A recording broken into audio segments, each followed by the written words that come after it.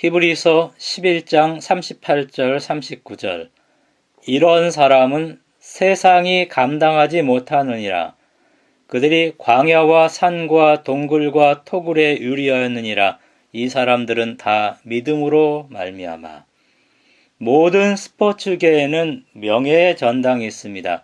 음악, 영화, 자동차, 과학 등에도 명예의 전당이 있습니다. 상원 명예의 전당도 있고 여성 명예의 전당도 있고 언론인 명예의 전당, 카우보이 명예의 전당, 농업 명예의 전당, 온게임넷 명예의 전당 이런 것들도 있습니다. 여기에는 헌액된 사람들의 얼굴 동판과 그들의 각종 연구가 전시되어 있습니다. 그 분야의 전설적인 기록을 남기고 지속해서 존경을 받아온 사람들을 기리기 위해서 만들어진 기념관이 명예의 전당입니다.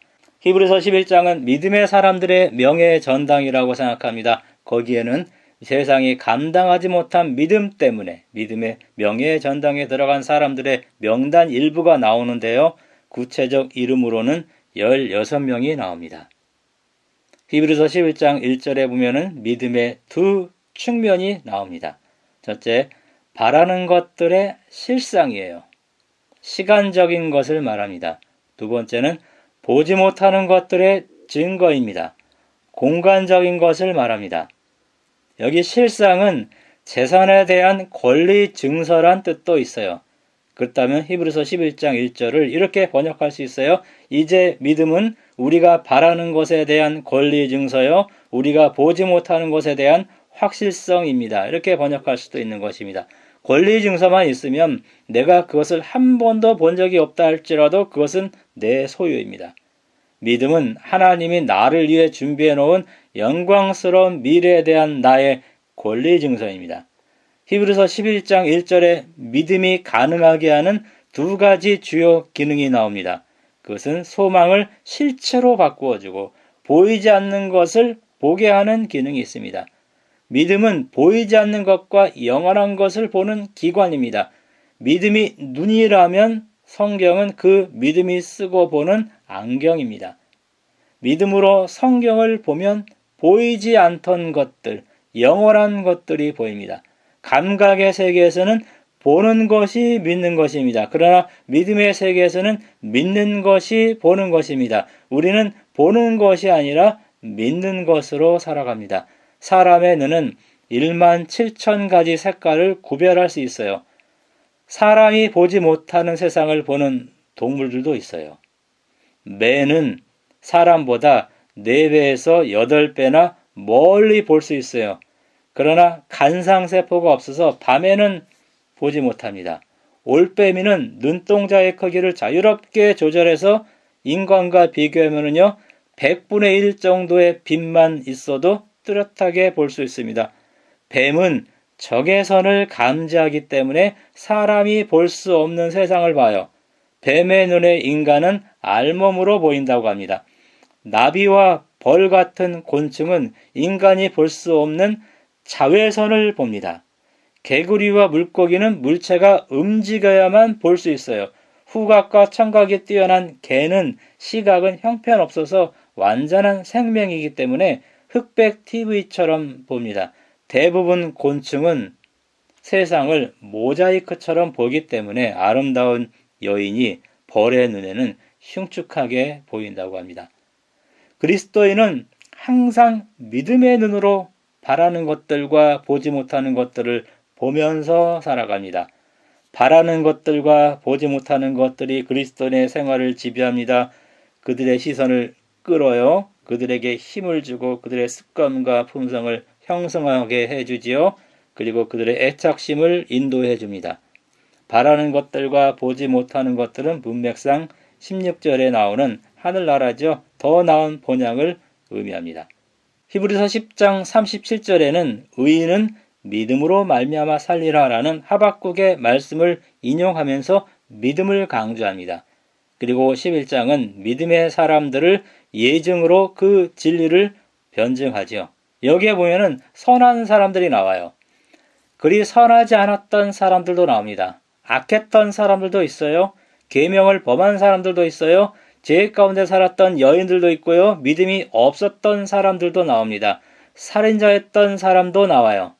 이런 사람들이 믿음으로 구원을 얻었다면 이 세상 누구에게도 희망은 있는 것입니다.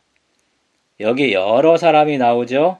아벨의 믿음, 에녹의 믿음, 노아의 믿음, 아브라함, 이삭, 야곱, 요셉, 모세의 부모, 모세, 이스라엘 백성, 라합, 기드원, 바락, 삼손, 입다, 다윗, 사무엘, 선지자들, 그들의 믿음의 행위를 요약하죠.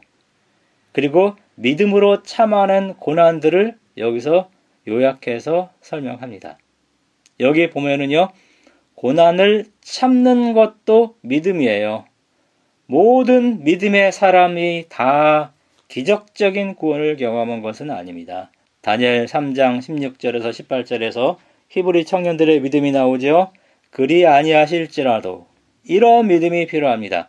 욥기 13장 15절에 나의 죄에 보면은 그가 나를 죽이실지라도 나는 그를 의뢰하리니 이런 믿음도 나와요. 여호수아와 여러 사람들은 믿음으로 나라를 이기기도 했다고 33절에 말합니다. 엘리야와 여러 사람은 의를 행하기도 했다고 33절에 나옵니다. 다니엘은 사자들의 입을 막기도 했다고 33절에 나옵니다. 믿음은 불가능을 가능케 하고 기적을 창출합니다. 반면에 수동적인 믿음도 나와요. 특별히 히브리서 11장 35절에서 38절에 나옵니다. 하나님은 위기의 때에 구해주지 않았던 사람들의 믿음이 여기 나오죠. 여기에 순교자들, 지속적인 고통을 받은 사람들, 힘겨운 시간을 보내는 사람들이 나옵니다. 이때는요, 버티는 길밖에 없어요. 버티는 것이 믿음이고 인내하는 것이 믿음입니다. 미가야, 에레미야, 바울은 결박과 옥에 갇히는 시련을 경험했다고 36절에 말합니다. 스데반은 돌로 치는 시험으로 순교했지요. 37절에 나옵니다. 므낫세는 이사야를 톱으로 켜서 죽였어요. 37절에 나옵니다. 이들은 형통 속에서 믿음을 지켰어요. 고통 속에서도 믿음을 지킨 사람들입니다. 이들은 형통 속에서 교만하지 않았습니다. 그들은 고난 중에 낙담하지 않았어요. 상황에 따라 흔들리지 않았습니다. 그들은 예수님만 바라보고 살았던 사람들입니다. 이들은 세상이 감당하지 못하였던 사람들입니다. 38절에서 세상이 주어라면은요, 이렇게 번역이 되죠. 이 세상에 살만한 가치가 없는 사람이라는 뜻이에요. 그래서 그들은 세상이 무시하고 핍박해서 광야와 산증과 암혈과 토굴에 유리하며 믿음을 지켰다는 뜻이에요. 여기서 사람이 주어일 경우 이들에게 세상은 살만한 가치가 없다라는 뜻이에요. 그들은 세상이 무시하고 핍박해도 굴하지 않고 믿음을 지켰습니다. 한글 번역은 대다수가 이런 번역을 선택했죠. 공동 번역은 이런 사람들에게 세상은 살만한 곳이 되지 못했습니다. 현대인의 성경은 세상은 그들에게 아무 가치가 없었습니다. 쉬운 성경은 그들에게 세상은 아무 가치가 없었습니다. 지금 우리가 이런 믿음의 사람이 되어야만 합니다. 이런 말들이 있어요. 동이 트기 직전이 가장 어두운 때이다. 인간의 궁지는 하나님의 기회이다.